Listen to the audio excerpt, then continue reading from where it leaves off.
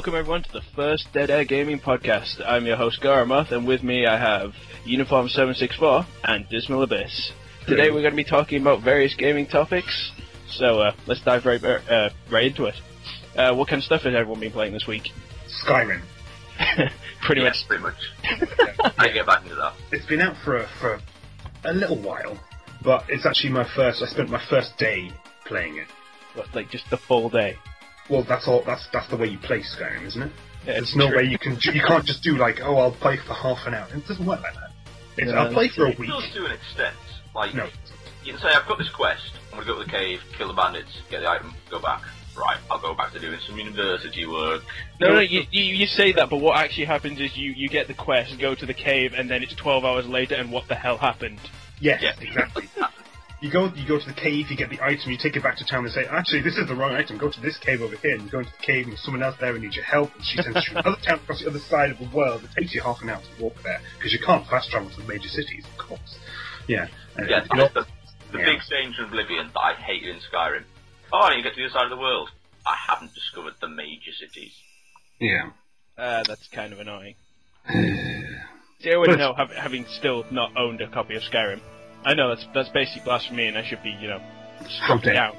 Yeah. But it's true. That's what happens when you're strapped for cash. Yeah, it does. No, the thing is, like, I played like 100 hours straight, and then I've just not played it for 3 weeks. It's one of those, I need to just start it again. Yeah, this is true. Over the last couple of weeks, there basically wasn't a time where I'd log on and it'd just be on Steam. It's like Uniform 764 is playing Skyrim. Uniform 764 is playing Skyrim. Oh man. And so the age of surveillance continues. Yep, Steam, check it up on everything you're doing. Exactly. Okay, so fine if I was that bothered. So I've just been playing a whole ton of LoL, obviously, because Uniform plays that with me. Bit of Star Wars: The Old Republic as well, which I now can't play anymore because my subscription ran out, and again, I'm broke. Oh dear. I like the way you bought an MMO, despite the fact you knew you couldn't afford the subscription. Hey, dude, 30 days free. I played the crap out of it. 30 days free? You bought the game! Well, yeah, I'm just saying. So it's not free. Well, no, but I got it's not like I bought the game and then immediately couldn't play, you know? That's true, I suppose. That would really suck. Yeah, that'd be proper rip-off. I just like the fact that, if you think about it, the whole MMO sort of business model is you buy the game, you get 30 days free, and then you start paying a subscription. That's how the old school way works. Well, if you think about it, those 30 days are valued so differently. Like, you can buy WoW now, like new, for £6, and then you still get 30 days free.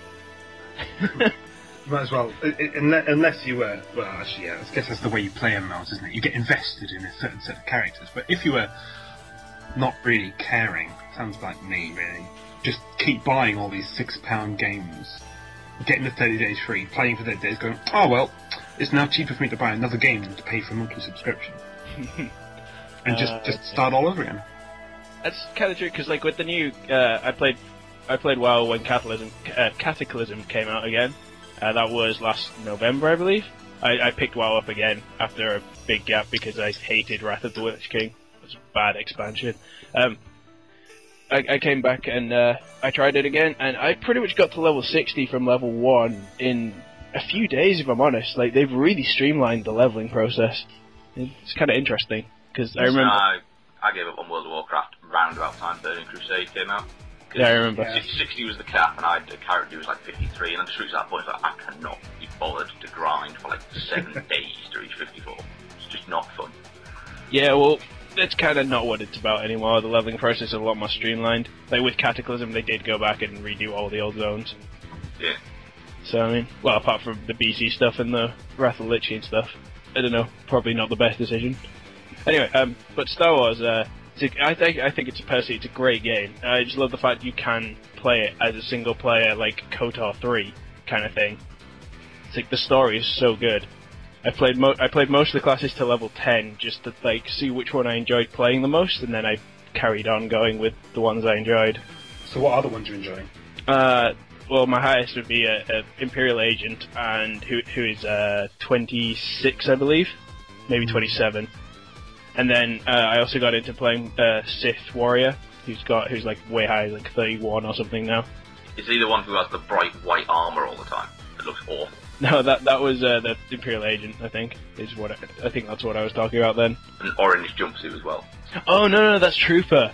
Yeah, Trooper, like, obviously all the armour you get is kind of like, it's kind of tailored to what your role is supposed to look like, so with the Trooper, which is like the Republic, like, warrior kind of thing, you get, like, bright white jumpsuits and bright white armour. It just looks hideous. It looks so bad. Why does no one seem to use camouflage in any sci-fi game or world? Camouflage is for pussies, obviously. Yeah, I'll go ahead and be a pussy and stay alive. It's fine. Literally all Star Wars battles take place on Hoth. You sorted. So, how about you, Madden? What have you been playing? Obviously, been playing League of Legends with you because we started ranked again when I was down on like 1083 elo, and apparently, unless obviously I support and you go AD carry, and if you go like 15-0, 16-1, something like that, we win. If you go like 8-3, we lose. Like, you literally have to carry the team, and I literally just throw everything keeping you alive, and it seems to work because we've won about 10 games in a row. It's true. We have finally we've finally broken 1200 elo, which means we're in the top 25%. Guys, I may sound like an idiot, but what the hell is ELO? Oh, ELO, it's a ranking matchmaking system. Oh, so it's not some sort of, like, crazy fish? No. Oh, okay. It's literally like a ranking system, matchmaking system.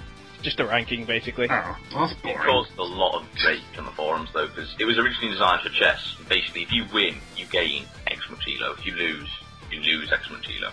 That's what they've done is taken that and put it in a team game. Yeah, it's not the best. Average of like 1200 elo, but some people might be 1250, some are 1150. It's not the best. It's the fact, like, I think the thing that annoys most people about this kind of stuff, I mean, it happens in all MOBA games. MOBA games are just a cesspool of hate, basically. But it's kind of like, it all stems from the fact that I could play perfectly, say, but I could still lose because the other 4 people on my team don't pull their weight, and it's just a bit... People rage about it because they're losing stats for, like, in their eyes, no reason. Of course, most of the time they are actually at fault as well, they just refuse to see that. Yeah. It doesn't help that, like, people complain, oh yeah, my team was rubbish, and I've had trolls and levers, like, I think I should be higher. Like, I've made threads in the forum, I think I should be about 1300, I'm 1100. And then someone who's got platinum rating just appears and goes, you just need to carry harder. It's like, yeah, that's not helping. You just be an arrogant dick. Yeah, pretty much. I mean, we have had, like, there are so many games where you just go into it and, like, after 20, 30 minutes, like, this is a game that is uncarryable. Yeah. For people who don't know, carry is literally you are carrying the game. Like, you are the reason that that your team is winning. It's nice that a game actually has a role called that. Always a good sign. Yeah. Because I know, like, you don't play. You've never played a single MOBA, have you, Dismal? No, hence my ignorance of these strange eel-like things. Oh no, ELO's used in loads of games. Oh. Well. Like, it's just a generic matchmaking system. Okay, sure. And apparently it actually isn't, like, it's not an anagram, it actually is a word. ELO. Spelled ELO. I found that out. I was about to ask, what does it stand for? I honestly don't know, I can't remember, but I know, I know it's not an anagram, it's an actual word. Okay. It's kind of odd. You guys discuss some. I'm going to have a look. So yeah, uniform. We're just going to discuss. So, yeah. Well, the thing is, with League of Legends, like, obviously people rage about it because they lose it when they lose a match, even if you play perfectly. But there are a lot of glaring flaws in the system. But there doesn't really seem to be a way to fix it without revamping the whole system. Well, the thing for example, is everybody starts at 1200 elo, and then the first 10 games you get like plus 50 for like a win and a loss. Oh, minus 50. Like, if you get carried 2 or 3 games just because your team happens to be good, you end up in like 1400s. You go down again. Yeah, because everyone starts at 1200, which means that, like, because everyone starts at 1200, someone who's like someone who's natural elo might be like 1800, also starts at 1200. They'll start at the same time as someone who is like 800, and like the 1800 guy is obviously just gonna carry that game so hard. Yeah. And it like you get this artificial inflation. It's just it's tricky to solve. Yeah, and a lot of the time the problem is you'll come from like 1,000, like we dropped down to like 1,000. Partly because we weren't as good as we thought we were, and partly because we did get some trolls and levers in our first 10 games. And like now we're getting back up to 1200, reaching that point of we're gonna get brand new players like appearing, and then no, you actually for the most part, I believe the first 10 game things are in a separate ladder. Yeah, but there's still people who've played like 15, 20 games. Oh, true, yeah. Or people who've only played 200-300 normals rather than like 1,000 odd like we have. Yeah, that's about true. I think I'm about 900 like normal games now. I broke 600 wins a couple of weeks ago, which is nice. That's pretty good. Oh, so Elo System is named after its creator, Arpad Elo, who's a Hungarian-born American physics professor. So there you go. He was always going to be something like that. He was never. I love useless knowledge. Useless knowledge, best thing in the world. Yeah. Best thing. Sorry. But yeah, it was invented to improve chess, but it's used in tons of games now. Okay. So there we go. Yay! Oh, sorry. Let me 1 minute. Where's my pen? You write this down. No. Listen. That's me checking it off the list of new things to learn today. Well done. Thank you. Now I'm going to go have a nap now. It's done. It's just a hard day. Such a hard day. You've done your work. It's a hard life being a student. Oh, I'm just going to say that. Yeah. I'd say the fact that I'm no longer a student now. You two are. Yeah. So now I now have public approval to look down on you two. Yeah, but I don't have to pay taxes. Neither do I, because I'm unemployed. Well, yeah. After it's unemployed, you can look down on students. Oh yeah, definitely. That's how it works, man. How it works. There's lofty perches on top of the cardboard box that he sleeps in at night. So, has anyone else been playing anything else this week? Oh, in the last couple of weeks then. I picked up Dungeon Defenders on Steam. Oh, you actually got Dungeon Defenders. I had it on iPhone, back way when it first came out, before they ported it to stuff. I'll be honest, I wasn't that... it's pretty fun if you're playing with your friends, but I wasn't that impressed with it, because it does just seem to be a thing of grind a character till about level 7, the Squire, at which point you get the slice and dice, which is just flat out broken. And then just put that on all the entrances and just sit there and watch your points fly up. OP move. Yeah, that's what I did say. I remember Total Biscuit did pretty sure it was Total Biscuit, did a thing with the developers of it. They did three of the devs and him just playing through it, talking about the game, and it is very much it is a sort of semi-tower defense style game for people who don't know what... It's like a tower defense, but you control a person, you put towers and barricades down, and you can also physically go and fight the monsters that are coming in. You're just not very good at it comparatively. See, that's a refreshing dynamic on what I consider to be quite a fairly stagnant sort of genre of game. There's all the variation you can have types of tower, but it's kind of... Until you come up with something new you can do, one tower defense game is kind of the same as any other, really. It's true. You can slow them down, or you can do area effect damage. It's... But yeah, Dungeon Defense... Orcs Must Die was pretty good, just because that put in some jazzy traps that killed them in amusing manners. Yeah, always up for amusement.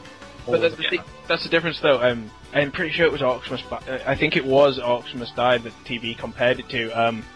Dungeon Defenders is very much a co-op game. It's not great if you play it solo, whereas Orcs Must Die, 100% a solo game. It's all about, You can tell the difference having played them both. I've played neither because, broke, but I have watched videos on both of them and I've seen what they're about. And yeah, I obviously have played Dungeon Defenders. I had it for my iPhone and I played it a little bit, but then I kind of gave up because solo, it's not that interesting. Because, as far as I could tell from watching stuff on Dungeon Defenders, a lot of the fun comes from finding amusing ways you can combine the different traps. Because obviously the different characters get different towers, in inverted commas, to put down, don't they? Yeah. So it's finding cool ways to combine those rather than just this guy gets these, At least that's the way I looked at it. Yeah, we found some good ones. There was the monk had set up some electric auras which hurt like hell. So the obvious solution was for me, the huntress, to drop some gas traps which stunned people. So they were stunned in the electric aura of death. That sounds a pretty good combo, if I'm honest. Also, yeah, that was lost anyway just because there's millions of enemies. Also, it does not surprise me that you played the huntress. Well, I was originally playing the little black mage dude, but then we made some new characters because one of his friends was jumping in. Fair enough. I'm not playing the black mage dude again. Squire had already been stolen. Fair enough. So anything else people have been playing? I tried Red Orchestra again the other day. Red Orchestra, how much did you rage? I didn't rage that much, but God, that game has died. It is a very much hardcore niche community, and then the launch of Red Orchestra 2 was not very good. It's just awful. It's the fact that, people were like in the beta, which was like fairly broken, and you were like, well, to fair, it's the beta. You know, they might not have put in all the patches and stuff. Like, so there's actually a genuine release rather than just, oh, stats now start tracking. So then, like, well, the release was delayed by about 36 hours, but it was announced like an hour at a time. And then eventually it came out, and so many of the bugs from the beta were still there. And like, stat tracking was just completely random. Yeah, I remember that, the time you shot someone and got like 1,000% accuracy or something. Well, like, me and Rick, for example, one of my friends who also played it, like, we were both playing on the same map, and we shot like one person on a multiplayer map, and then we got like 14 medals, like, you have gained 1,000 kills with the tank machine gun, you have completed the single player campaign on extreme difficulty. It's like, what? So yeah, that's not the greatest. I mean, it did. I personally wouldn't be able to play it, like, because I watched videos of it. It looked really interesting. The first time I saw it was TV's Gamescom coverage. It looked really interesting there, and I saw some more videos. And I love the developers. They made Killing Floor, and Killing Floor is absolutely fantastic. I love Tripwire. It's just this game is just—it's not what you expect from them. Yeah, and it's just I saw videos and stuff, but it's one of those games that would just infuriate me. I mean, I've heard Rick raging about it enough to know that it would infuriate me. Yeah, it's the number of times you spawn and run about 20 feet and you get sniped by someone with a bolt-action rifle in a building like 500 meters away, and you're like, for God's sake. Yeah. So how it definitely needs some balancing, I've got to say, like, because some of the maps are quite open and some of them are quite enclosed. But the team makeup for each one is the same, which basically means, obviously, the team commander is always picked, and then all of the assault classes are picked, and then people are like taking squad commander just because the squad commander gets a machine gun. So, like, out of about 20 people on each team, about 17 will have submachine guns, so the 3 with bolt-action rifles are just a huge disadvantage on a close-up map. But on a long-range map, they've got a lot of advantage. On a long-range map, everyone just haws the semi-automatic rifles. There's no reason not to take one. Kind of reminds me of Battlefield 3, like, they should limit classes on Battlefield 3, specifically Sniper, aka Recon. Personally, I don't think... on Bad Company 2, I always played on limited Sniper servers, and it was so good.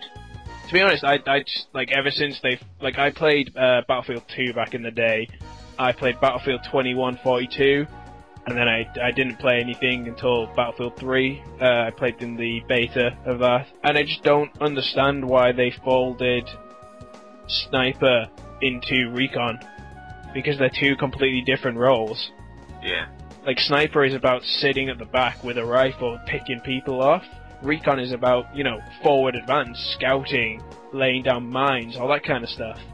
It doesn't make sense to me why they folded them together. I would say one of the funniest things was on Bad Company 2 was like, it would be like a 16-man side server, 32-man server, and like both sides would have about 12 snipers each just sat at the back, and if you stuck your head up, you immediately got sniped. It was so annoying. So, again, this is me and Rick found out that if you shot friendly snipers in the back of the head once with your pistol, it wouldn't kill them, so you didn't get a team kill. But it brought up all the blood and stuff like you get these days to show your health bar. Yeah. And you can't snipe with that on your screen, so they had to advance. So we were just going around shooting them all in the back of the head once to annoy them so they couldn't sit and camp. Because, we're team players like that. Oh yeah, definitely. I mean, technically you were getting them to actually do the damn objective. Yeah. But I mean, yeah, there is a problem with snipers. Like, I like the concept of snipers, but then you seem to have two extremes, with snipers, right? You either have Battlefield style where they just sit at the back and they snipe and they just don't help the team unless they're defending something, or it's one of those game modes where it's just about kills. Yeah. They just sit at the back and they pick people off. They don't help the team unless it's one of those, yeah. Or you have the other extreme, which is the COD sniper, which is someone who can run around and just one-shot people, no matter the range.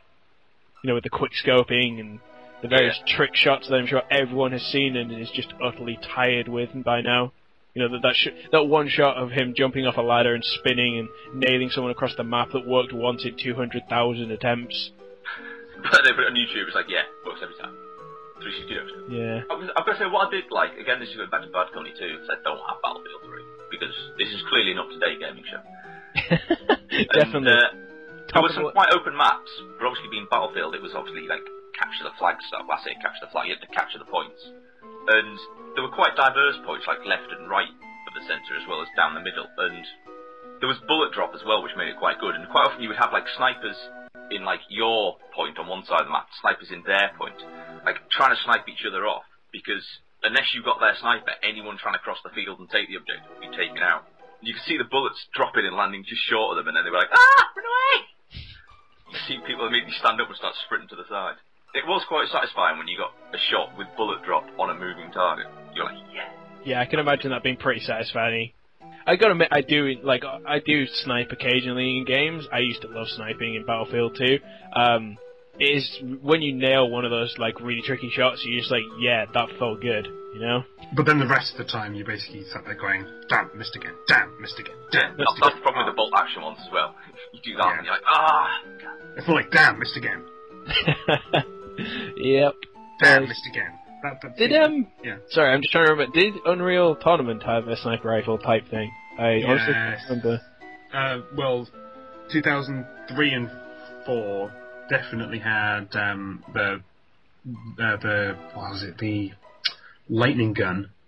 That was awesome. Yeah, and they did have a sniper rifle as well. 2004 definitely had a sniper rifle, but it was really annoying because it kicks up a massive cloud of smoke in front of you, which you then can't see through, which seems kind of pointless. Yeah. We played the crap out of Unreal Tournament. Oh yeah, that's one of my games that be with me for the rest of my life. Sort of games. It's a good one. I'm so glad 2004 came out because 2003 was such a disappointment.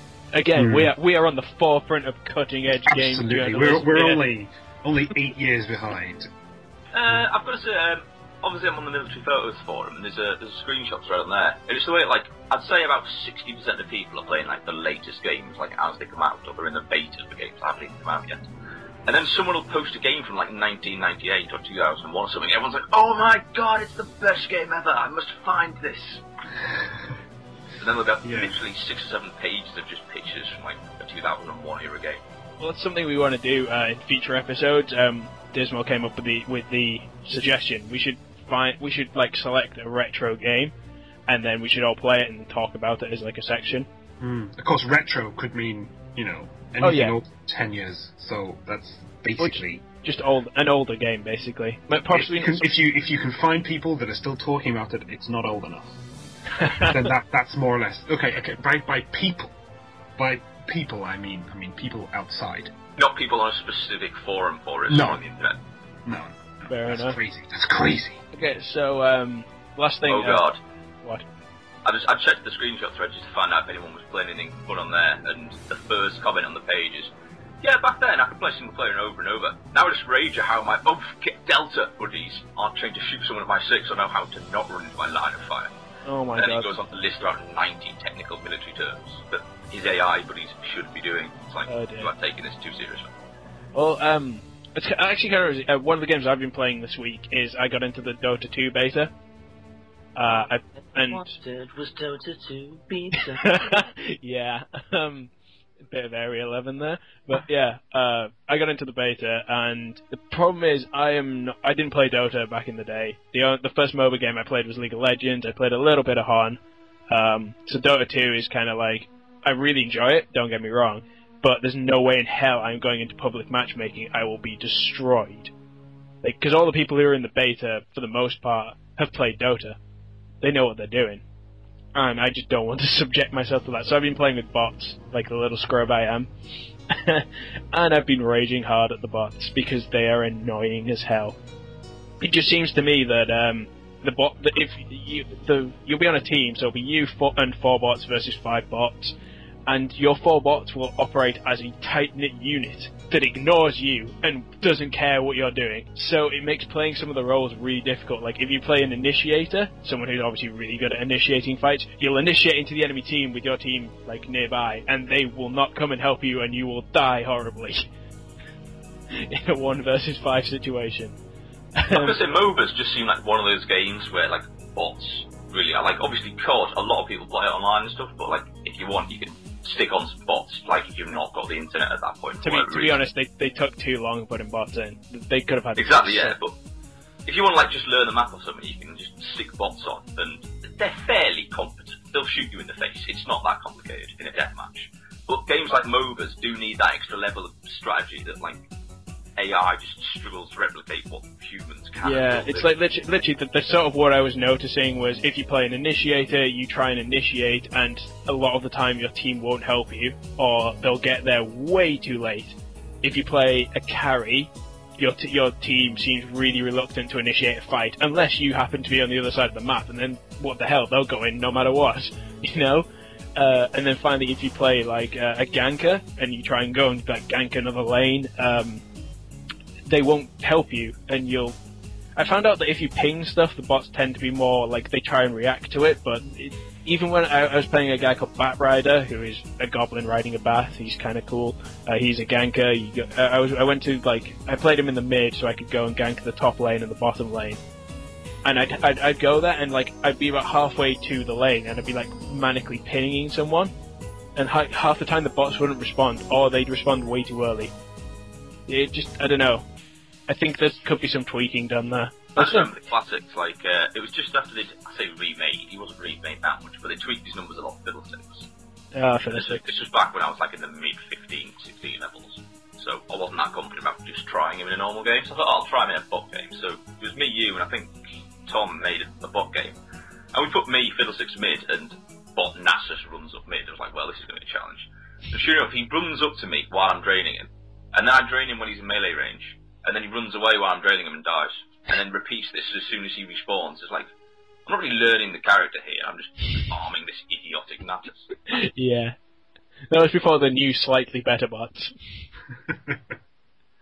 To be honest, Dismal, I know you don't know, Fiddlesticks is basically a mage who, like, he has a life sap ability, where he just, like, sits there and drains you. He has a fear, which makes you run around, and he has a silence thing. I can see how against bots that would be really useful. As they're running towards you, you silence them, then you start draining them, and then when they get close, you then cast fear on them, and they then run around while you drain them. To be honest, fear is the most annoying spell in the world because it's one of those like Sod's Law kind of spells where like if you're in a game against an enemy Fiddlesticks and you get feared, the random AI programming there will tell you, oh, you're going to run straight back towards him. Whereas, like, if you're Fiddlesticks and you're playing Fiddlesticks and you fear someone, they just run away from you. You know? No.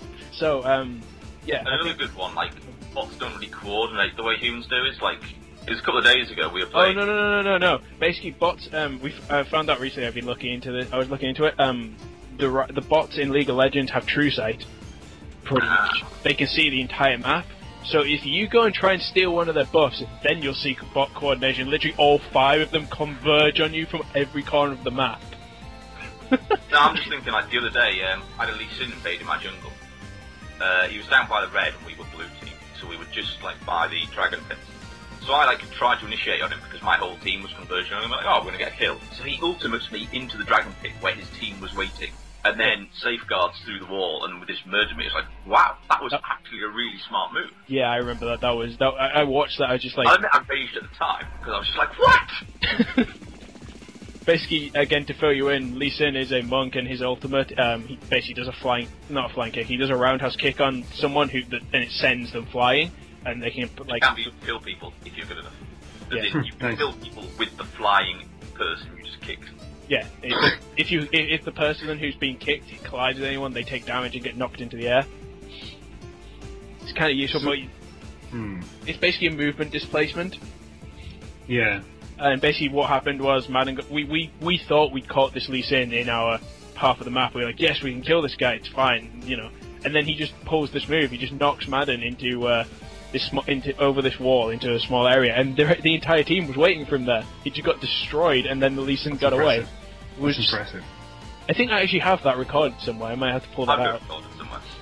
Wow. So it's a laugh at our fairly. Oh, so good. Okay, so yeah, has anyone else played anything else, or can we move on to another topic? No, let's move on because it's just going to come back to talk around LOL and Tim not really understand. Yeah, and I'll just sit here with my microphone muted typing up this essay. Yeah. So much fun! Okay, so news topics, yeah? Well, the first one I got down is, has either of you heard about Bioshock's 1999 mode they just announced for Bioshock Infinite? I just read it. I've heard it. I've actually seen anything on it, I've just heard the name. Well, if you look in the notes I sent you, there's a link to quite a decent write-up about it. So it basically, what the gist of it is, they picked the reason it's called 1999 to start with is because it's the year that System Shock 2 came out, which is kind of one of the pinnacles of hard games. And basically, it's a mode that they're claiming. It's basically it's kind of like a fancy way of saying this mode is really, really hard. They're claiming all kinds of stuff like you'll have to really keep an eye on your ammo will be very sacred, little things you do in the game will come back and bite you in the ass later on.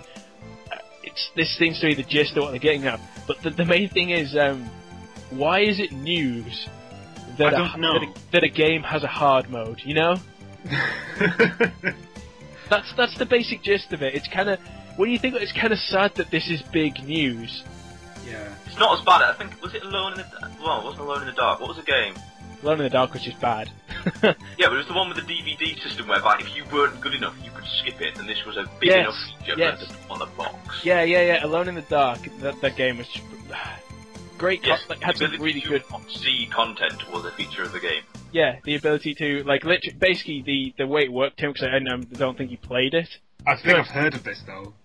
Basically, the only reason I think Madden played it is because I lent it to him in a way to inflict torment on him. Absolutely.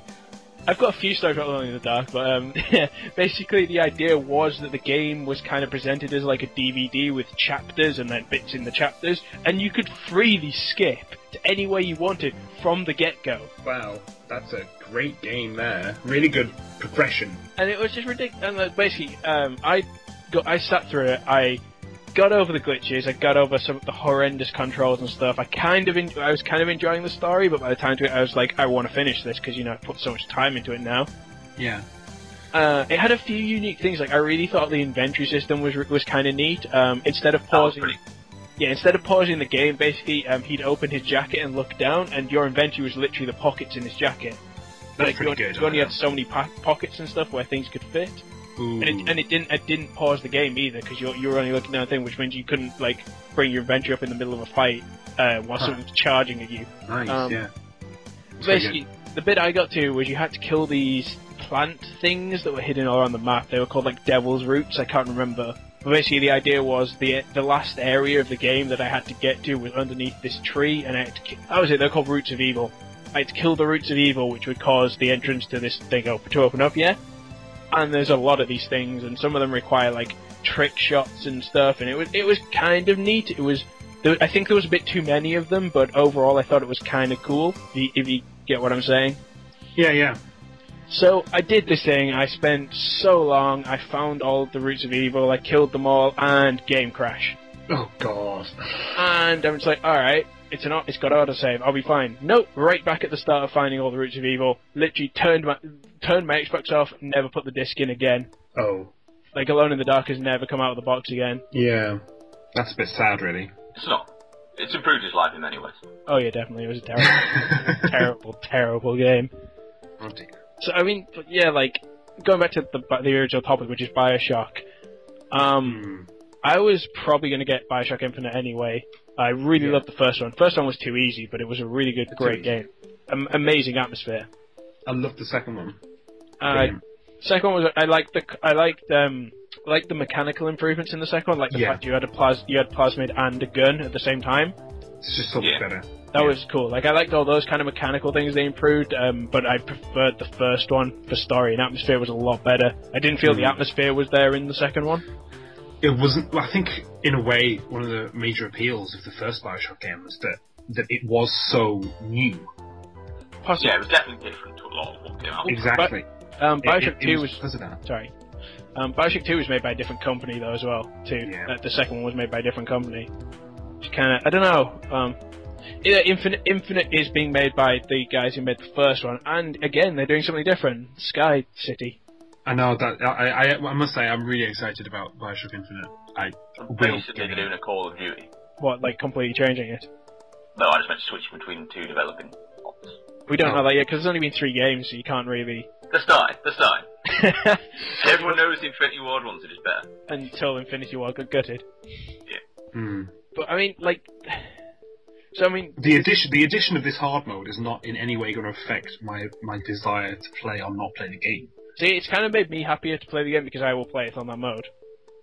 That's my intention. Like when I heard it announced, I was like, okay, I'll play the game on that mode. That's what I'll do because I like those old school shooters, and I'm increasingly getting bored with I feel FPS is kind of stale right now. Yeah. Especially like it's FPS now. You don't care about the single player. If the new Call of Duty Modern Warfare 3. No one cares about the single player in that, really. You bought it for the multiplayer. I didn't buy it because I'm sick of Call of Duty. Yeah, so it's barely similar to the first two Modern Warfares, which I played to death. It's just like, I really don't see any innovation. Like, I might borrow it from a friend and like play through just to get the rest of the story, but even that's not massively exciting me. To be honest, you can look that up online if you really wanted the story. Yeah. Watch playthroughs on YouTube, as I'm sure we all do. Oh yes. I mean, it just kind of blows my mind that the announcement of a hard mode is newsworthy. Like, what does that say about the state of gaming today? Nothing good. Yeah. I mean, I know. What annoys me when there is a hard mode, like, because I remember Call of Duty had like easy, normal, hardcore, veteran. Oh yeah. Death. You know what? No, sorry, you completed it on like hardened or something, and then it didn't unlock the achievements for easy and normal. It's well, like, that's because you're an achievement whore. Yeah. But if I've done it on hardcore or something like that, I should get the achievement for normal. Don't make me play through it again with no challenge just to get that. It's not good. Go slightly comment on the veteran thing. Am I the only one who was incredibly frustrated that apparently Treyarch thought with World at War that veteran mode means as many grenades as the enemies are physically able to throw at you? Oh, it's a number of times you have like 9 grenade indicators on your screen. It's ridiculous. See, you think we're joking, Tim, but we're not. Though you'd regularly get into situations where your entire grenade thing was just a circle of grenades. That's bad. They throw so many grenades. It's ridiculous. The fact that had disappeared for Modern Warfare 2, like which came after, and then Veteran just wasn't hard on Modern Warfare 2 as a result. Because you could do it in World at War, yeah. I actually couldn't remember. I can't remember Veteran and Modern Warfare 2. The main thing I remember about Modern Warfare 2 is me and Tom playing it for so long, multiplayer. I still think that, despite its flaws, which I'm about to rant about, oh dear. Modern Warfare 2... Prepare yourselves, everyone, prepare yourselves. Yeah, Modern Warfare 2 is a fantastic game. Multiplayer, I thought it was absolutely great. Yeah. A lot of fun.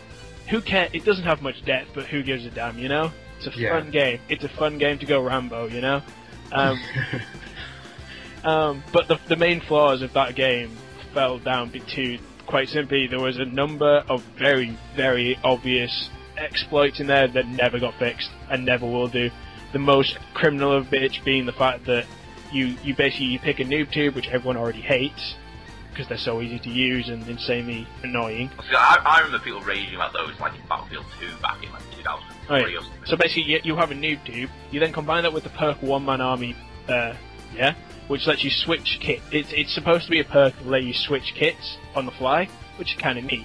The problem is, you could switch to the same kit you already were and it would reload everything. Basically gave you infinite grenades. Yeah, you'd have infinite noob tubes, and then you combine that again with perk called Danger Close Plus, and suddenly you had these infinite noob tubes that had ridiculous damage and explosion radiuses. And like, this never got fixed. Like, One Man Army was obviously never supposed to happen. Like, it was never supposed to be able to be used like that. I mean, I think the main reason it didn't get fixed is because that's when the whole Infinity Ward lawsuit thing happened. It just kind of, like, it really put a sour note on what I consider a great game, you know? Why aren't, I know why they are so despised, but at the same time, you can't really take them out because they are a feature of Modern Warfare type games. It's spam of them that annoys people. Like, if you get killed, especially on like things like Battlefield with destructible terrain, if you're in a building and someone puts a grenade through the window from like 60-70 metres and blows up the whole room you're in, you're like, that's fairly good, I can understand that. It's when you're in a tight corridor and he's about 20 feet away and he just shoots in your general direction and gets an automatic kill because he's got a noob tube. Admittedly, you've got to admit the funniest noob tube kills are the ones where they're point blank and you don't even kill them with the explosion, you kill them with just the impact. With the grenade, that's always a laugh. Then I guess, but you can also go back to it, what's more annoying, the noob tube or the knife? Because everyone rages at a panic knife, like where you corner someone and they just panic knife and kill you, especially with Commando, which was another broken perk. It's like, I will teleport across the room and stab you in the face. Nah. Well, yeah. Why wouldn't you do that? Exactly. Sorry. What? if I have the option to be able to do super heroic leaps across a room and stab someone in the neck, I'm going to do it. And to be honest, right, all of my classes on Modern Warfare 2 had noob tubes. Because why not? Noob. Yeah, basically. But why not? Why would I not choose to play the way that I do best? This is true, but it's like I don't inherently have a problem with the noob tube. It was the combination of noob tube, danger close. Yeah, definitely that was a very broken mechanism. That was. But then, how long did it take people to discover that though? I remember it being discovered about. See, the game came out in November. Pretty sure that got discovered like in the following months. It didn't take too long. But it wasn't instantaneous. No, it wasn't instantaneous, but... Well, you had to unlock it and stuff, didn't you? Yeah. Because One Man Army was like the last perk you unlocked in the first slot, wasn't it? Well, there you go, so it's not really that big a deal. I mean, it is, but it's not. Yeah. No, what I thought was broken was the fact you had destructible scenery on Bad Company 2, which was like a great feature in the multiplayer. It was useful to be able to just like put an RPG through the wall of the house he was hiding in and like blow the whole room up. But then you got maps like Cold War, which was basically a built-up village, and the buildings were about 20 feet apart at most, and everybody was either an engineer, a noob tuber, well, assault, or the anti-tank guy with a rocket launcher. And you couldn't see anything, there was just smoke, and literally you would spawn and just spam every explosive you had in the general direction of the enemy building. The other purpose of, once the building had taken enough damage, it would collapse and kill everybody in it. There was no way to like win that with skill, it was just who got luckiest in this spam of explosions. That's what it's all about, man. Modern Warfare right there. So they do these super smart special forces just throwing grenades at each other across about 20 feet. It's like, what? Right, so moving on to the... Since apparently we were totally still on topic there. Yeah. Moving on to the next one.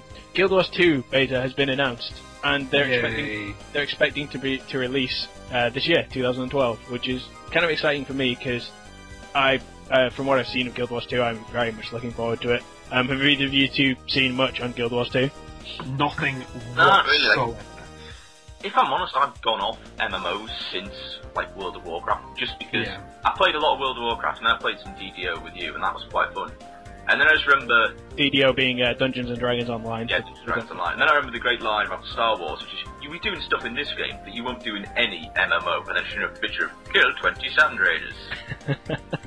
Now, the thing with Guild Wars 2 is introducing, if I'm honest, a lot of... If these systems work, they'll be... It is a lot very unique compared to some of the more traditional, in inverted commas, MMOs. The things you have in Guild Wars 2 is, for a start, there's no subscription. You buy the game, you play. That's it. You pay, what, 30 points for the game? I like that. Yeah. That's good. I think they might introduce microtransactions. I honestly don't know their business model, but I know for a fact that it's buy the game, play for free. Okay. At the moment, they might change that. I don't know, because the original Guild Wars had the exact same model, buy the game, play for free. Yeah. It's kind of interesting because, you know, the World of Warcraft stuff, you had hotbars and hotbars of abilities. Oh, I remember those. And you kind of like all the abilities were bound to the class. Whereas like if you were a druid and you met another druid, and like for the most part you two would have the exact same abilities. Right? Yeah, there's like maybe one or two you'd pick up from talents. Can't remember what they're called. Yeah, talents.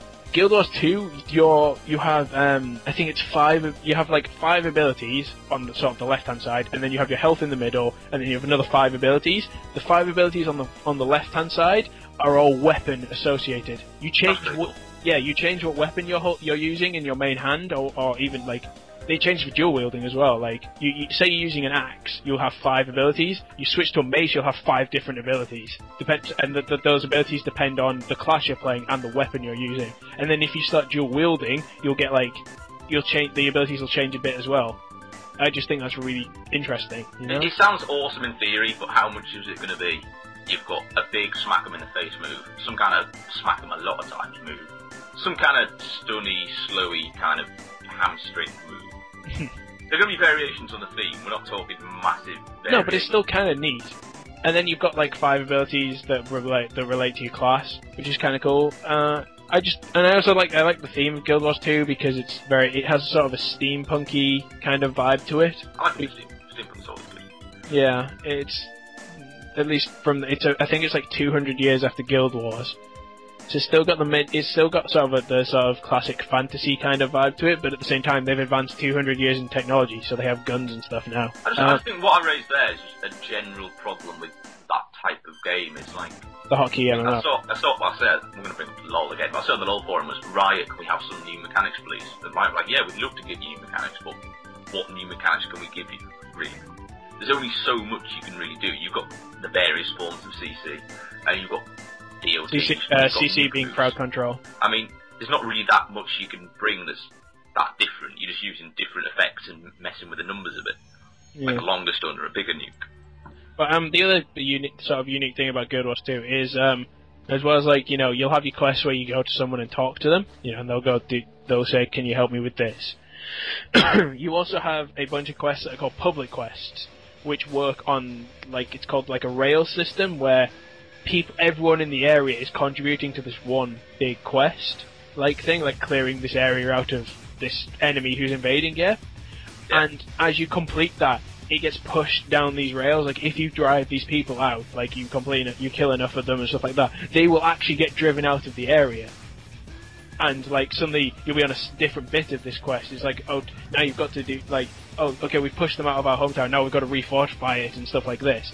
And it's kind of neat. You push this, you can like push this quest down this rail, as they call it, where you can keep pushing these guys back into different areas and stuff like that, and the quest expands out. But at the same time, if people don't bother to do this quest, it goes in the other direction.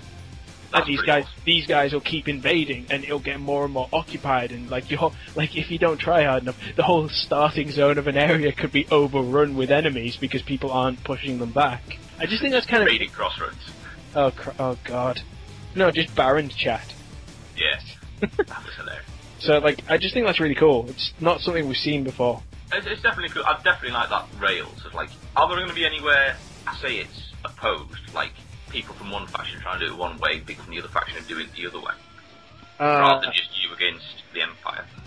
I don't know. I don't think Guild Wars has like two sides. It just says races. I could be wrong. Okay. They should hire me for ideas like that. Oh yeah, you'd totally be awesome. Any comments on that, Tim? Nope. He was blatantly doing his essay right there. Yeah. No, I wasn't. I'm a man of few words. Any questions? Well done. Quoting the Simpsons right there. I can do that. That I can do. I can have a comment about that. Is that relevant? No. Oh, okay. Depends on the quote. Okay. I'll think on that one. Okay, so the next one I want to talk about is the whole, like, everyone knows what's been going on lately. The whole SWTOR, Pippa, piracy is a big issue right now, yeah? Yeah. So CD Red are the company who made The Witcher and The Witcher 2, and they released The Witcher 2 DRM free. They said, or naive, depending on who you just. Well, they said like, we understand that piracy is a service problem, etc. We're going to offer the best package we can for a reasonable price, DRM free, all that stuff. DRM. They said, I think the quote is they said DRM only hurts customers, which is true for the most part. Yeah, I can agree with that. So they released The Witcher 2, and then it's been a few months since they released it. I think it came out in July or June. I think June last year. So they released The Witcher 2, and then recently, over the last few months, they've basically been going after anyone who's pirated it. Like, they've been doing the scare tactic I'm sure everyone's familiar with. I'm not saying it's actually happened to you, but it's the one that everyone knows, where X person gets a letter through the door saying, we know you pirated this, pay us X much amount of money or we are going to sue you. Like, I'm sure you've heard of that tactic. Shit.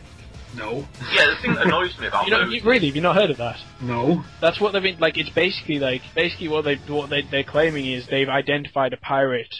They claim the CD Red like made it worse by saying that they had a foolproof method of identifying a pirate, and it's just like, no, you don't. No. But basically, they said they did, and like, everyone who got these letters was thing. I think it's actually been made illegal in Britain to do that. I don't think you can do that anymore. The whole letter. Does anyone know? What annoys me about that is, like, obviously they were doing it for people who pirated The Witcher, which is worth how much? Like 30, 40 quid if you bought it. I think I bought it for. I think I got The Witcher 1 and The Witcher 2 for like $20. It was pretty nice. Yeah, exactly. Like, see, we're talking like 30, 40, 50 quid, but how much were they saying they had to pay? Oh, it was thousands. Exactly. It's completely like, if I went to a shop and stole a copy of The Witcher, like on CD, I would not be fined that many £1,000. I'd be let off with a caution or something. If it was your first offence. Well, yeah. That's the thing. Like, well, the thing is, it's because it's like piracy is it's a civil crime, isn't it? It's not a criminal. It's not a criminal act. That's how it works, right? I'm not entirely sure. It depends on which country you've been. I think no. I'm pretty sure it's not a criminal act. I'm pretty sure it's civil crime because it's copyright infringement. Yeah, true. Which means that he always gets tied up in courts and stuff like that. I think that's a lot of what producers are unpopular for is when they go, oh, people have been stealing our music or our games or whatever. We shall sue them for thousands, if not millions of pounds. It's like the story everyone knows of that woman who got who illegally downloaded 6 songs and got fined $250,000 per song or something ridiculous. It's just like how is that reasonable? It's just not. And it's just like the big news is CD Red have finally decided they're dropping these lawsuits. They're not going to do them anymore after but it's been a month or two of pure backlash from people saying, what are you doing? Because they when they released The Witcher 2, they earned so much karma with the gaming community by doing this. They released a DRM free copy, they released it at a reasonable price, it's a great game, and then suddenly they just come up with all these piracy lawsuits, and people are just like, what the hell are you doing, They seem to, in my opinion, they've just basically destroyed most of the goodwill they've built up. Yeah, because that's one of the things, is Tripwire, for example. I really like Tripwire, because I liked Killing Floor. I liked the first Red Orchestra. They messed up with the second Red Orchestra. It's a good game, but the release killed it. Yeah. But, there's still a hardcore community that plays it. It's still pretty fun to play if you like that kind of game. And I'll go out of my way to buy extra packs and stuff from Tripwire because I really like them, and they seem like you want to support. Yeah, you want to support the company. Mostly because of the amusing voice acting in Killing Floor, I've got to say. I am building this tower. Yeah, brilliant. I always like the video from Gamescom where it's 2 of the Tripwire devs commentating on Total Biscuit playing Red Orchestra. It's honestly one of the funniest videos I've ever seen. That's hilarious, yeah. So yeah, sorry, what was your point? What were you going? I was just saying that the various producers and production companies, they can actually get a lot of goodwill from people, and people will go out their way to support that company. If you're, I say doing business ethically, but if you're doing stuff they want, you're doing it in the way they want it, you're releasing it at a reasonable price, you listen to what the fans want, you don't pack your game with loads of DRM to prevent piracy. If you play nice, the public tend to play nice and side with you, whereas if you're a bit of a dick, you tend to get a backlash. Yeah. Well, speaking of DRM, everyone knows how bad Ubisoft are with DRM right now. Have you heard about the latest thing about the new Anon games, DRM? No. Basically, it has one of those DRMs where you only have 3 activations. You can install it on 3 PCs or 3 times. Hello? Oh. It went very quiet there for a moment, and a large amount of background noise came up. It was silence. Fair enough. Well, we're talking about DRM at the minute. Okay, that was really odd. Yeah. Basically, we're talking about Ubisoft has a new game come out. I can't remember the number of it. It's called Anon something, Anon 20 something. Yeah, I've seen it on Steam. I'll tell you right now. Okay. Basically, the idea it has one of those DRMs where you can install it 3 times. It's got 3 activations on it. But Anno 2070. Anno 2070. Thank you. Yeah. Basically, the latest thing is apparently I'm just gonna have to quickly look this up. Basically, changing your graphics card would use an activation up. What? And then so it's tied to the individual individual hardware elements in your computer. Yeah, it seemed to be really weird, and and basically people started pointing this out. It's you lose an activation if you do this. Ubisoft came back and said working as intended. What? I get annoyed in the fact that I've had to wipe my computer or upgraded my computer a few times, and I've lost half a dozen 79p iTunes songs. So that would drive me mad if I was losing a 30-quid game that I could only install 3 times. Yeah, here we go. MCV reported earlier this week that the strategy title Anon 2070 uses a limited activation system. This in itself is not uncommon, but it transpires that if a user changes any internal components on their PC, the new setup will be registered as another system, requiring further activation. That's basically what happened. And then basically, this is the quote Ubisoft told Rock Paper Shotgun. They said, while it's correct that copies of Anno includes 3 activations and that changing hardware may trigger the need for a reactivation, the vast majority of Anon customers have never encountered this scenario. On the rare occasion when a customer does need additional activations, Ubisoft customer service is available to quickly resolve the situation, and we encourage those customers to contact us directly so that we can ensure that they are able to continue to enjoy their game. Well, I always said, they didn't say, oh, we'll give you a new copy, or we'll, I mean, if you can prove you purchased it, we'll let you reactivate or whatever it was. We'll resolve it, which is blatantly Ubisoft speak for. You may buy more. Just, oh man, Ubisoft and DRM, man. It's not going right. I can see why though, because like obviously a lot of this is obviously things like Steam are reducing it, but you think like places like Game and Game Station, like they'll buy your pre-owned games for you. Oh yeah, they rip you off, and then they resell it at almost full price. Yeah, you get nothing for it at that point. Yeah, the second-hand market is a big problem. It rips them off. Yeah, the publishers get nothing from that. Developers or publishers, rather. To be honest, like I've stopped buying from Game and Game Station because of something I found out. I think it was last year sometime. I found out. You probably noticed that, for example, a bunch of games, well, a select number of games, just even though they just came out, they didn't appear. Like they didn't appear on Steam for like a month. Oh yeah, it wasn't even just you couldn't purchase them; you couldn't find them on Steam. Yeah, like Brink was one. You couldn't purchase that from. Space Marine was one, wasn't Space Marine was one. I remember that. Yes, the Space Marine demo wasn't around, but yeah, Space Marine itself, where you couldn't purchase from. Saints Row 3 was another one. I can't remember any more off the top of my head, but there's been a couple. And basically, people are like, what the hell's going on? And it eventually transpires that basically what was happening was it's people like Game who were going to the publishers and basically saying, if you sell the Steam and distribution take too much of a chunk out of our profits, if you sell this game on Steam or something, or don't give us exclusivity for a month, we will not stock this game. And when I found out that that's the reason, I just lost any respect I had for the brick and mortar stores. Yeah. But what you got to think there is that at that point, now all these game publishers have to think, am I going to lose more money by not having it sold on a high street shop, or am I going to lose more money by not having that first month's sales? Yeah, I fully understand the sort of dilemma that it puts the game companies in. I understand that. I'm not blaming. It's just a load of balls as well. Yeah, it's like it's the brick and mortar stores. It's the kind thing of is though, if you look at most brick and mortar stores, you go into like Game or Game Station, and they've got huge racks for the Xbox and PS3. But they don't have any PC games in there anyway. It's like they'll have a top 10, which includes games from like 2006 or something. So if it's a PC exclusive, you should probably just release it on Steam or something, because no one goes to game stores to get PC exclusives. Well, it's a multi-platform release. If we're honest, if you're a PC gamer, then you know a lot about this kind of stuff. You're not gonna, you're much more likely to buy it on Steam or something, or GOG or Gamersgate, than you are to go to a brick and mortar store. But then generally, games at the moment aren't being released only on PC, and the console sales, I would imagine, the majority of sales, I would imagine, being. Oh yeah, definitely. Oh, definitely, yeah.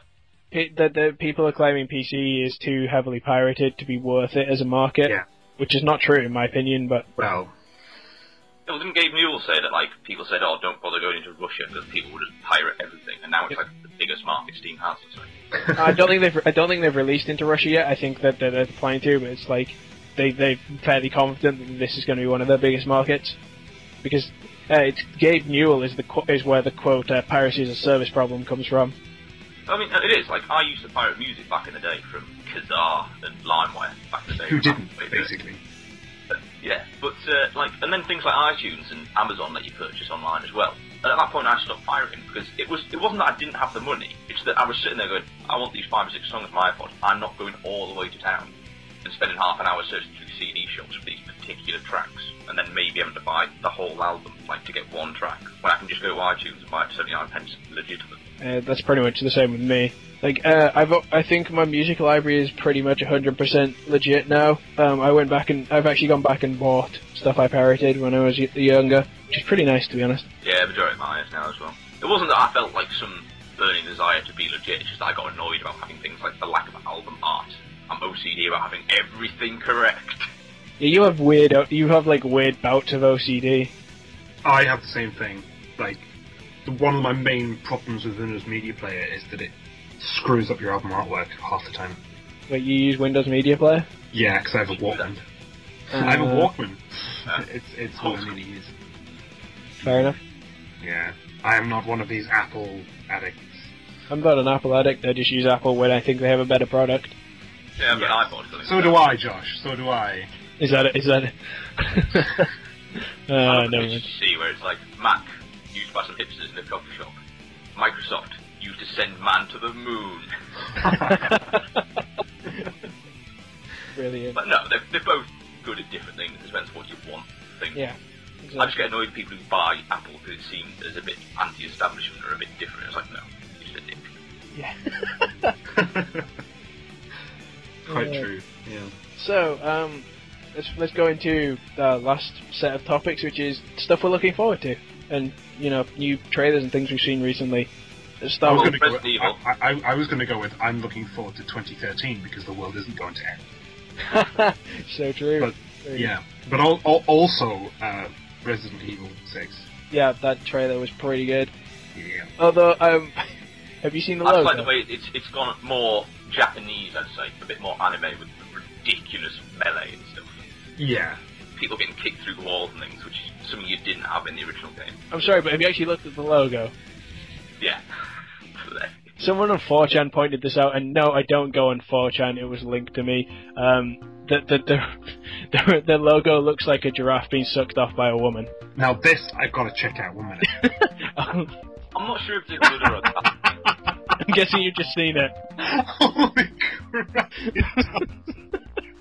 That is impressively short-sighted. Unintentional, yeah. It's like the 2012 logo for the Olympics. It looks like Lisa Simpson giving a blowjob. Sorry, 1 minute. I mean, I am looking forward to Resi 6. I mean, it looks pretty good. Obviously, Resident Evil has changed significantly from the survival horror origins, where it's like you wrestled with a zombie for 30 seconds when you got grabbed, and then it would bite you. Or if you were lucky, you had a letter opener left over, and you'd stab him in the head. Or a taser. No.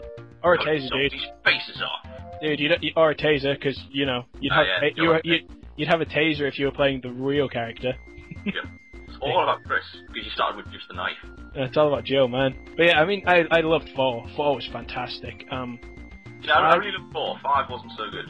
It was because obviously it was the T virus with the G virus and all those other viruses that made the extra nasty things in the bosses. Mostly the T virus.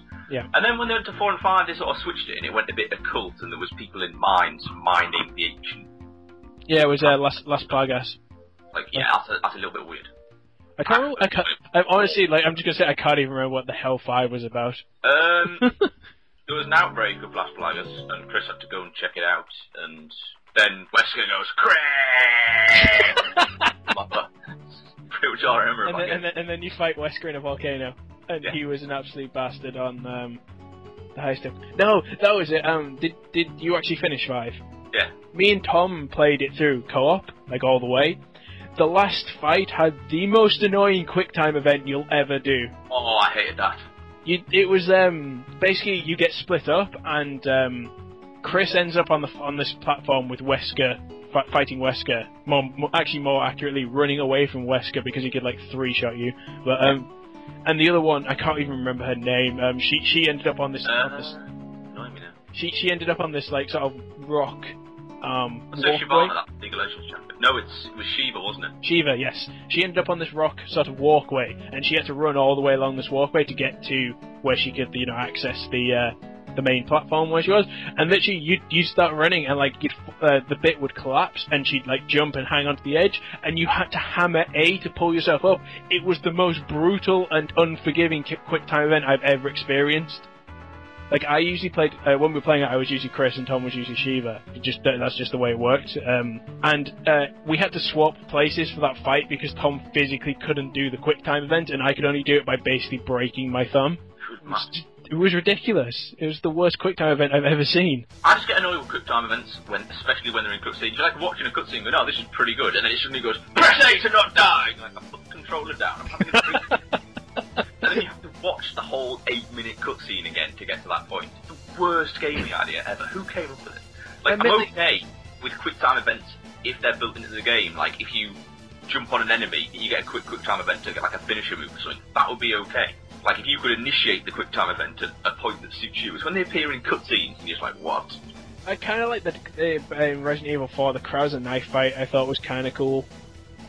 Yeah, that was pretty cool. Which was basically a boss fight that was basically a cutscene that you pressed, like, you know. Well, they were having a conversation in the middle of a knife fight. Yeah. I thought you died! No, you saw a helicopter explode. I mean, I really enjoy, like, if we go back to the actual, if we talk about the actual trailer, from the trailer, it's obviously you've got Chris and Leon, and then this mysterious guy with the scar. Does Chris still have the biceps as big as his head that he had in 5? I don't know, I wasn't paying attention, if I'm honest. All I can see is, from the looks of it, it looks like they're trying to please both sets of fans by having Leon's sections more akin to Resident Evil 4-ish kind of stuff. Yeah. You've still got some action stuff, but it's a bit more survival horror-ish. Maybe, Yeah. I don't really know, plus protecting the girl and stuff and all that kind of thing. And then Chris's sections look more balls-out action kind of thing, maybe more like 5. Yeah. And then the blood, the guy with the scar on his face, his sections just look like Tekken, basically. Awesome. I see you approve of that, Tim. I approve of that, yeah. I've got to say, I don't like this idea of escorting the girl. That was so annoying in 4. I like the way that Ashley was taken away a lot of the time in 4, because she was just annoying. Yeah, but to be fair, it looks like she can actually have a gun now. Yeah, I suppose. In which case, she will just be like Shiva, where she uses the pistol despite it being rubbish. Even when she has the guns, and then she's useless. She's just useful for carrying ammunition. Yeah, pretty much. And I do like the way in Skyrim, this is the classic one that you see it. This is how Skyrim does escort quests. It's, you know, kill so and so, do this, and then escort so and so, and then in brackets, optional. Yeah. Well, yeah, I was doing a mission the other day, where I had to go to visit the shrine of I forget what it was. And the guy said, hey, you're going there, let me come too. And I'm like, okay. I was running along, I got attacked by wolves, I turned around, the guy's gone. I assume he got killed by wolves. I don't care, I'm just going to keep going. You're such a good hero. Yeah, that's one thing I haven't managed to work out about Skyrim. Is there some sort of trigger for the sort of cinematic finishing moves? They're critical. Yeah, Every now and again, just do this epic sort of like, I'm pretty sure they're critical hits. Right, okay. I'm not sure. Damned if I know. At no point is it explained, so, you know. Yeah, just By the way, I was planning on joining the Imperials, and I came across... What's the opposite faction of the Imperials? I can't think of the name. It's Storm something or other. Stormwolves? Stormcloaks. Stormcloaks, yeah. I came across a Stormcloak gang, and I was planning on joining the Imperials, but I hadn't yet, so I thought, I'll kill them all. So, like, I killed 2 of the guards, and then got spotted, and literally ran about 3 miles to the nearest town, fighting them one by one, because I was getting shot to bits. It turned out one of them was an essential character for a quest if you wanted to join the Stormcloaks, so I couldn't kill him.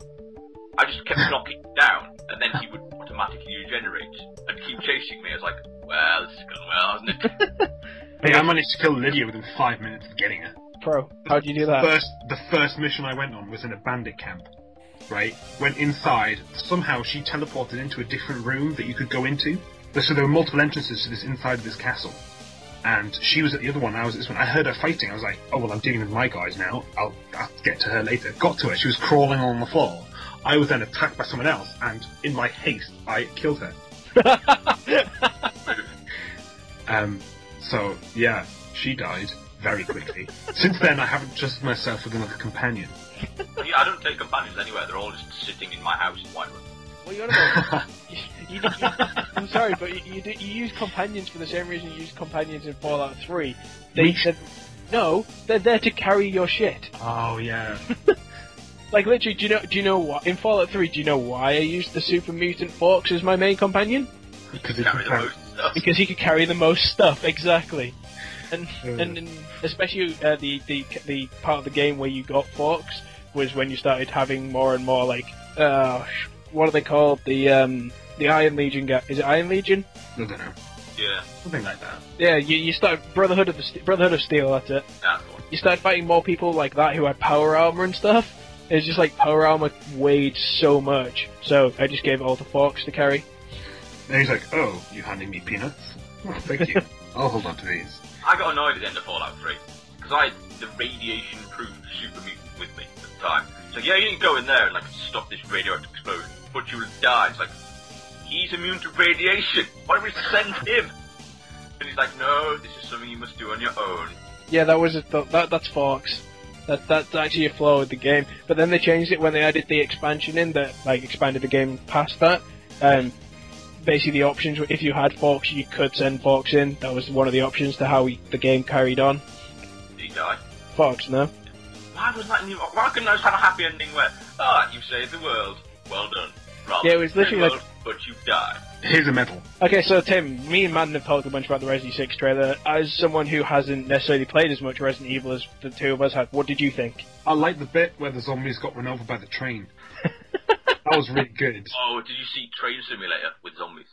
Trains, what? I thought it was like Railway Simulator 2012. It's something like that. Honestly, if you want to see the funniest video on that, go on Giant Bomb and look for the quick look at that. That is the funniest thing I've ever seen.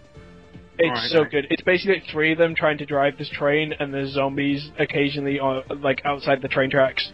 Railworks 3 Train Simulator 2012, is that the one? Yeah, that's it. Look at the quick. Go watch the quick look of that like the Halloween thing. It's so funny. I'm gonna mute, so there's no like delay to it. So man, what we talked about Resi 6. Do you reckon they'll actually, tie up any of the loose ends that have, like, each game, has come up with about one tied up end and then about 20 loose ends. Do you reckon they're gonna tie anything up? I really, really doubt it. It's like in Force, like they brought in Krauser, and then there was like, there was no stop, we'd never even heard of this guy, and it was just like, he was a yeah, I'm badass. Krauser. I've got a long backstory with Leon that I'm going to slightly allude to, and then disappear. Well, get left on a building that's going to explode, but obviously survive, because I'm Krauser. I really hope they bring Krauser back. Krauser is honestly my favorite. Like, I know, like, he's so barely in 4, and 4 is the only game he's in. But he's such a badass. I loved Krauser. He was pretty dumb. I really hope they bring him back in 6, but I doubt it. I think they're just going to leave him like that. Like Resident Evil 4 is the only thing he's been in, and probably will be in, which disappoints me. So, yeah, what are the games you're looking forward to, like, this year? I'm trying to remember. It's one of these ones where it's like I keep forgetting what games are coming out, and like someone's like, "Oh, you're getting this next week," or "Have you pre-ordered this?" I'm like, "That's out next week." Yes. Well, I'm good. I don't have like months of I want this game.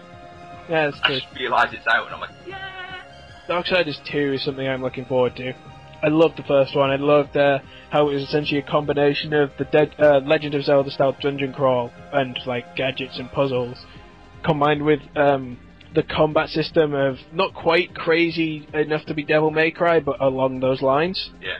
So you had this sort of cool combo fighting, along with this awesome dungeon crawling. I loved Darksiders 1. I thought it was an amazing game. So I'm definitely looking forward to the second one, especially since you get to play Death, which is always cool, and he can dual wield scythes. Yeah, exactly. I am looking forward to Mass Effect 3, but at the same time I'm annoyed I've got to buy a new Xbox for it. Because obviously I played through 1 and 2 on my Xbox, which then died. Obviously I've kept the hard drive, so I've got my saves and stuff. But I want to play through Mass Effect 3 with the character I played through 1 and 2 with. So, whereas if it was another sequel, I don't know, like the latest Modern Warfare or something, I'd probably just get it on PC instead, since I'm more of a PC gamer now. Yeah. Whereas, for this one game, I do feel the need to buy, or at least borrow an Xbox, just so I can play it through with my character who has evolved over 2 games. Yeah, you say that, but that also, like, you pointed out, like, one of the downfalls of that system, but at the same time, there's so many positives, like, that system is so cool. It is pretty awesome that, like, stuff from the first game is affecting the third game and stuff. Yeah, and apparently the amount of, like, branching they've got in the third game is ridiculous. Like, just from the basis of the fact that the amount of branching they had in the first 2 games, you then multiply that, because the third game's coming, and it's just, like, the stuff they've got coming in the third game is just insane. I can't remember, Tim, did you play Mass Effect 1 and 2? I played the third of Mass Effect 2 on a friend's Xbox. Right. Absolutely fantastic game. Brilliant. Yeah. So I would love to get Mass Effect 3 when it comes out. What I would love to do is get all 3 of them and play from the beginning. Just never leave your house for 6 months. Yeah. But the obvious detriment to my social life and my general hygiene. What social life? Exactly. We can't make that joke given he's engaged and we're not.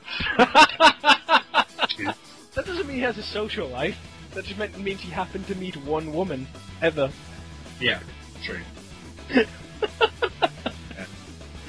Shush. Quiet. No, but I mean, the thing is, like, I do feel that, as much as, like, you'd want to play through Mass Effect 3, I feel like you do have to play through 1 and 2 first. Yeah, that's a general sort of approach to it. Not just from the story, but, like, I tried playing, like, I played, like, Mass Effect 1, if I'm brutally honest, fantastic story, god awful combat system. It's not very good. It was a bit clunky.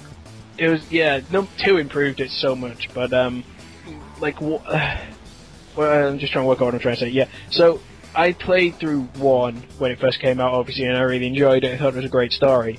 And then when 2 came out, and I realized, oh, this stuff's going to carry through. I better set my character up like I want it. Like, I better set up the ideal character that I want.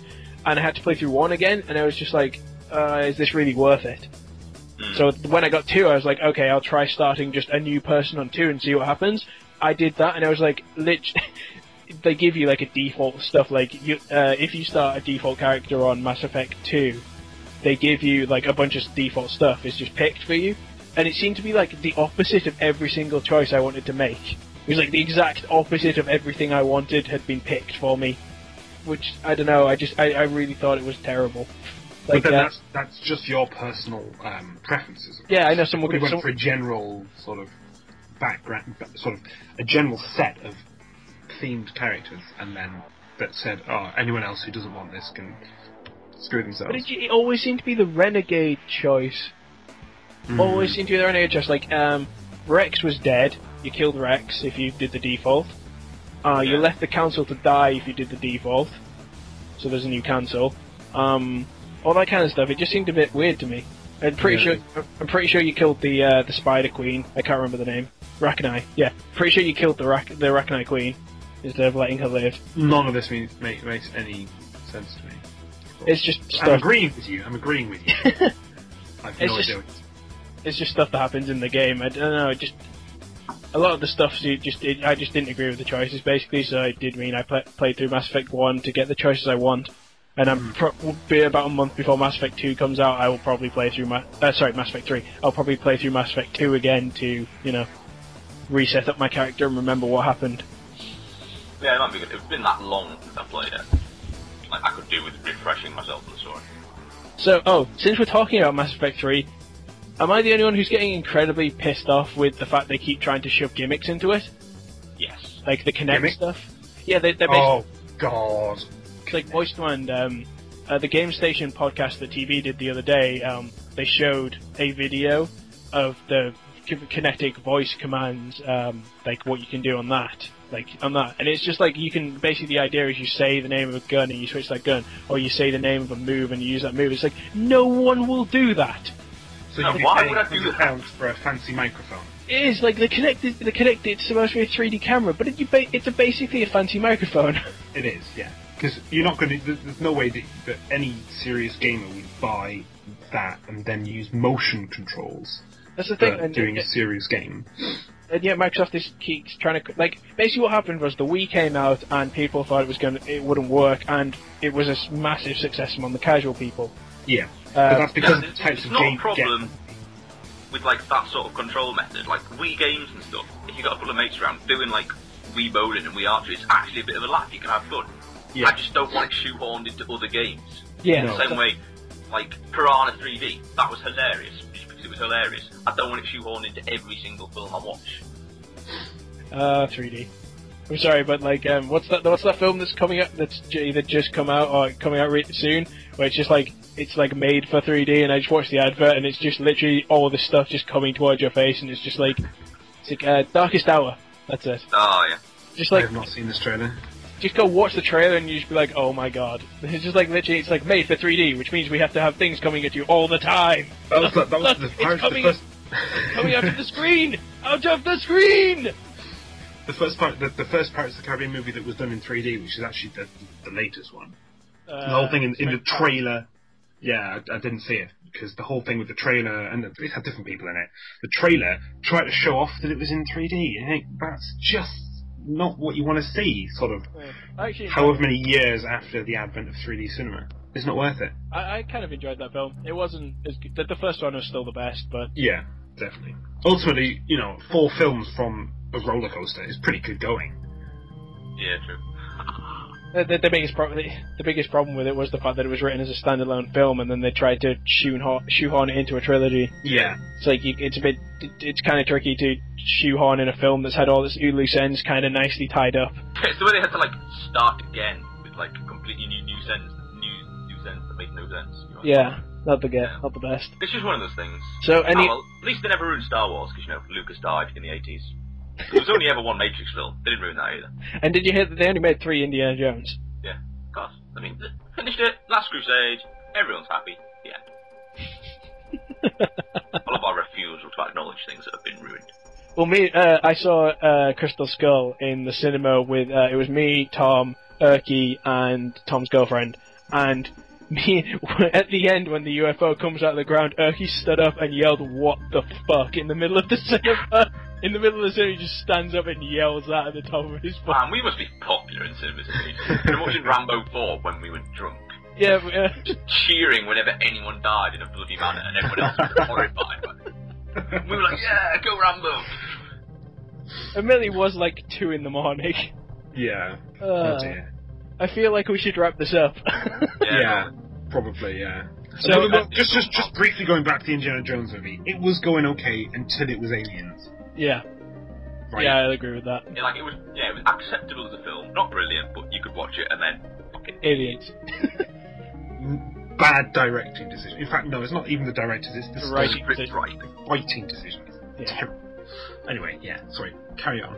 Okay, so, this has been the first episode of the Dead Air Gaming Podcast with myself, Goramoth, and then we had DismalAbyss and Uniform 764. Alright. And I hope we have some more episodes in the future. Let us know if you enjoyed it. See you later.